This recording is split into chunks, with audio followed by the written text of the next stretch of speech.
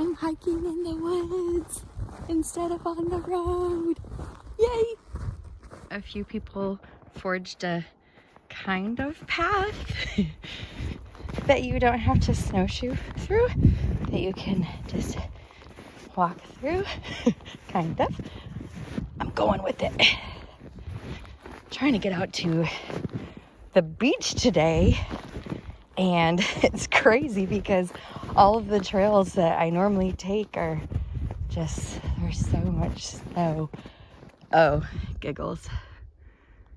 It looks like that is where the Pioneers stopped. And for the record, if I had on my snow pants and my snow boots, this kind of stuff doesn't faze me at all. I would normally be tromping right through it, but I'm trying to, you know, kind of take care of my poor little shoes. All right, fine. Turn around, find another way. I'm not giving up today. I'm gonna get down to the beach. I made it to the beach. And look, a ton of the snow's already gone from the actual beach. So I'm like, woohoo, and I just come tromping out. Whoopsies. So, I gotta go through just a little bit of deep stuff.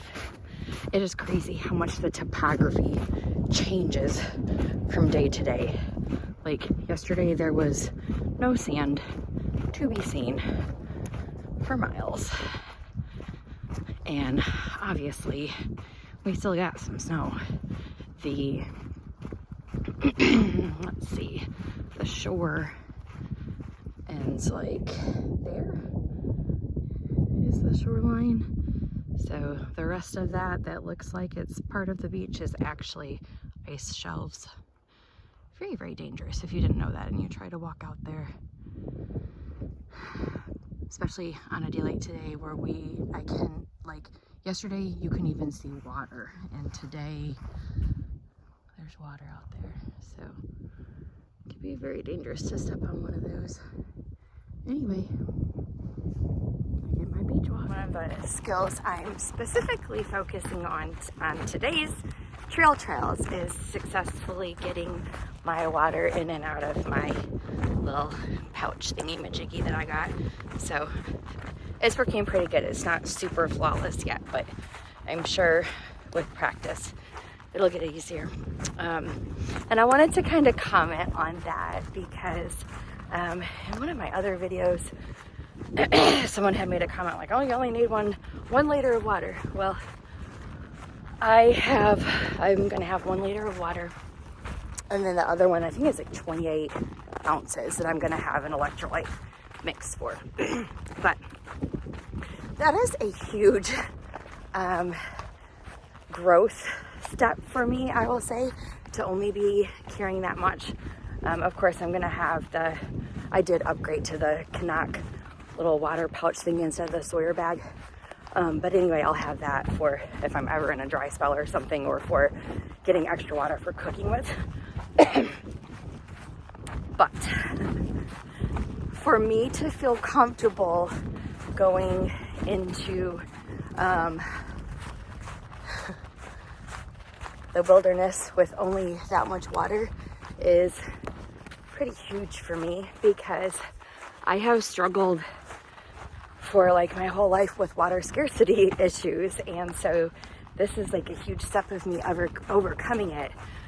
So I grew up in the country of Haiti, and probably enough said, right, as far as where I get my water scarcity issues. First time we went there, I was 3, and so my family did mission work there. We would live there part of the year, from the time that I was 3 until like through elementary school. Once I'm the youngest of 3, and once my oldest sister was getting into middle school, Mom didn't like pulling us out of school that much, so by that time we just started going for like a couple weeks or a month or something in the summer. But anyway, that being my whole childhood, we did not have access to clean water whenever we wanted it. Like most other people, that grew up in the United States did. And so, yeah, I mean, it just affected me. It just did. I mean, there's just no way around it. It did. It affected me big time. I think that's probably the only negative from the time we spent in Haiti. I'm just I am not complaining about the sun. It is amazing, but it's kind of blinding. I'm trying to see if I can find a tree to hide it. Anyway, so, yeah, that was my life, right? Like, you couldn't just, well, we didn't have electricity. So even if we did, there was no going to the tap to turn on water. I'm sure you're aware that in many foreign countries, especially in Haiti, you would get very, very sick if you drank their water. Cholera, and loads of other things, okay? So I grew up just kind of like not knowing when I would be able to have my next drink of water. So I don't know, it just developed this water scarcity in me that, like, I always historically have overpacked water. Like, I remember one time my family was going to Cumberland Island in Georgia, and we were just there for the day. We weren't camping or anything. And there's no potable water. Well, at the time there wasn't. There is now. But there's no potable water. I didn't have a Sawyer filter at the time or anything. This was pre me being a hiker. And so we took day packs, and I had them, all of us, loaded down with a ridiculous amount of water that we of course didn't drink. But that's just how I've always operated. We'd be going out on the boat with my friend, and just for the day, going out on our boat, going to the beach, and I would pack like a whole case of water. So I just had this fear of not having clean water from my childhood. And so when I was doing the Georgia section of the Appalachian Trail, and just like how heavy my backpack was, and realizing how heavy water is, it's crazy how heavy water is, it dawned on me, I'm not going to be able to take more than 2 water bottles, and I'm just going to have to trust that these water sources on far out are accurate. And they were, and I was fine. That was actually a huge step to me overcoming my water scarcity issues. So the fact that I am bringing 1 liter and 28 ounces or whatever I decided that was, I'm very proud of that, and very proud of the fact that I'm kind of pushing through that barrier and kind of healing from that scarcity mindset. I hate having scarcity mindset about anything. Being frugal, that's fine. I'm cool with that. But the scarcity mindset, it forces you to, make poor choices or hoard things or be stingy. So definitely trying to rid myself of that. Also, one of my favorite things to do when I'm normally walking on the beach is rock hunting. So this is very distracting for me. I thought I just saw a pudding stone, but I didn't. Anyway, so yes, training myself with actually being able to access my water is one of my big goals for my trail trials today. Going pretty good so far. I'm an over-explainer, so I feel like I have to add something to my story I just gave about Haiti. I would say that developing a water scarcity would be the only negative from my experience with that. Everything else about the years that I spent living there, I would consider positive, and they definitely have molded me into the person I am today. So sometimes I'm an under-explainer. I think I like to give lots of impertinent details and then leave out the important ones. Anyway, how did we get water in Haiti? There were Culligan. We'd get like that big Culligan thing and have to drink out of that. So we were just limited with how much we could drink and when we could access it. Dad likes to tell a story of we were going up, hiking up a mountain, not just for fun. We were going up there to a church or something like that. And of course we tried to bring enough water, but ran out. We were thirsty, and we we were very cognizant. I was actually older then. I might have been in middle school. Very cognizant of you can't just drink any water, right? Grew up knowing that.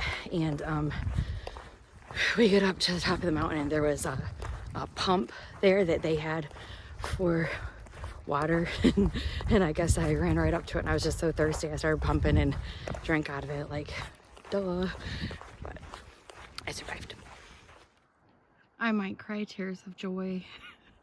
They plowed one of the walking trails.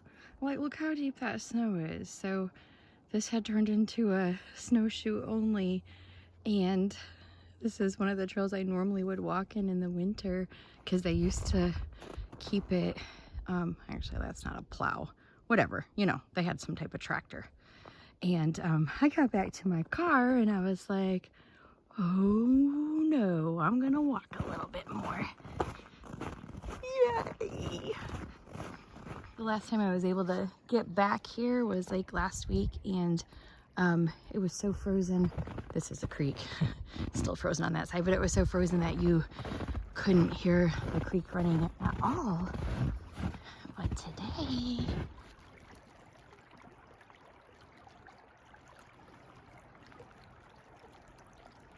it's like spring is coming. Now, don't get me wrong, it's still like, it's 20 degrees today, but there's just something about the sun is so intense today that it feels like, I'm sure that the weather would say it's 20 degrees, feels like 18 or something, but to me, it feels like it's in the 40s or 50s today. I'm the first person to have walked on this since they came through and did this, so fun. I kind of want to see if the creek is running or if it's still completely frozen. I kind of don't know if I want to walk. I could just follow people's steps. My feet are pretty small, so whee! I'm not going to be having a picnic right there today. I'm thinking, oh no, well, I don't know. I kind of got to watch where I'm walking to. It's pretty deep back here if I miss somebody. Still frozen. Can hear the birds out though. We can pretend it's spring. It is an absolutely gorgeous day. All right, I made a decision about the water bottle holder thing. I actually really like this one. So the straps that came with the Granite Gear backpack that I was struggling with the liter bottle, it was just too big or whatever. And so I've had the smaller bottle attached all day, and I just have not been successful with getting it out and back in the holder. Like, the darn things will pop off, or it's just been too much of a headache. This is my thought. I definitely want to have a liter of water, and I need to have something smaller for my electrolyte mixes. So I'm thinking they might order another one of these. Have, instead of, because it is kind of, it's kind of big. I think I might do 2 half-liter bottles of water in these little mesh pouchy thingies. And then for my electrolyte mix, because it's really, all the mixes are meant to go with like 17-ounce bottles anyway, instead of 28, I might just carry around a smaller 17-ounce bottle that would very easily fit a plethora of other places. I wouldn't need to access it.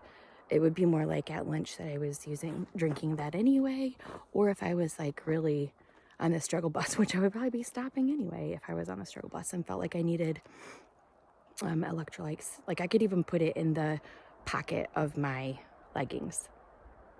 So those are my thoughts. I think I'm gonna do it. We'll see. Here's what I decided. I liked that little water bottle pouch that I had, but it really was better suited for the 1 liter bottle. I tried it with the smaller bottles and they just kind of got like drowned up in there. So I ordered 2 water bottle holders from Garage Grown Gear. I'll add the picture, okay? So I'll have one of those on each side. One of them will be for water. The other one will be for my electrolyte mix. My other, okay, sizes. I went to Dollar General yesterday hoping to just get the half-liter bottles, like the 16.9 ounce or whatever it is, and they didn't have any. So I got 20 ounces. By the way, my other bottle that I was using yesterday that I kept saying was 28 ounces was 23 ounces or 24 ounces, something. Anyway, 20 ounces in each side rather than the big liter hit me in the jaw. And then a third bottle to make up for the rest of the water, so that I'll have a liter. It'll actually be more than a liter. But that fit absolutely perfectly in one of my side pockets, even with the other stuff that I already had in there. So the other thing is, like, when I went to Dollar General, I'm just thinking, like, I have to get a smart water bottle. I used to have the Sawyer Mini, and so it threaded right onto the smart water bottle, like, so you could, I'm trying to remember how I did it. You filtered it right into your, I don't remember. Anyway, it had, both ends were compatible with the smart water. That's hard to say. But the Sawyer Squeeze, like, this end obviously doesn't thread into, you could get adapters and stuff like that. But you know what? I thought about it. I don't really love drinking out of the, like, straight from the filter. I don't really love doing that. It felt weird. Like, I want to just take a drink of water. I don't want to, like, suck it out of something. So I'm not going to do that anyway. And the rate of the filter of the Sawyer Squeeze is so much faster than the Sawyer Mini anyway. I'm just going to filter it and be done with it and then drink it. On that note, could somebody please tell me, okay, I got the Canuck bag. I got the 3 liter. It was way too big. I'm returning it and getting the 2 liters. So I'm not going to show you what I mean, because I'm trying to let that dry out so I can return it. But is it just because it's like, if I had it like this, right? I've got the Canuck on my Sawyer. Is it because it's then automatically making it like a gravity thing that immediately when I open this up, it's flowing right out? Like, I didn't have to really squeeze the Canuck bag. Is that normal? Did I get a faulty filter? I'm so used to the Sawyer Minis that you definitely had to squeeze and stuff. And so I'm like, is this just amazing flow, or do I have a faulty filter? I emailed Sawyer, but if you can tell me, that's fine. When it's just connected to a smart water bottle, it's not like flowing. So maybe it's just because of, that's the whole benefit of the Canuck thing, that it kind of makes it like a gravity system. I don't know. Okay. Anyway, so yes. So that being said, I'm like, why am I limiting myself to smart water bottle? Smart water bottle is a hard thing to say. Smart water bottles.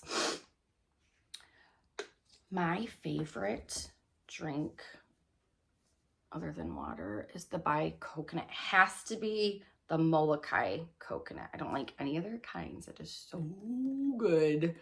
It's not like flavored water. It's just, it's so good. And there's like nothing in it, nothing beneficial either. No, it is. It's an antioxidant. But anyway, there's just like everything on here is practically 0. But I grabbed one of these yesterday and I got thinking, these are 18 ounces, and the mouth of it, okay, like if I'm putting this right on here, yeah, that kind of sits, but kind of not. But if I took the little white cap off, this sits so nicely on there. Now it's wobbling, but for real, like it made me feel more confident, like that it wasn't all going to spill over.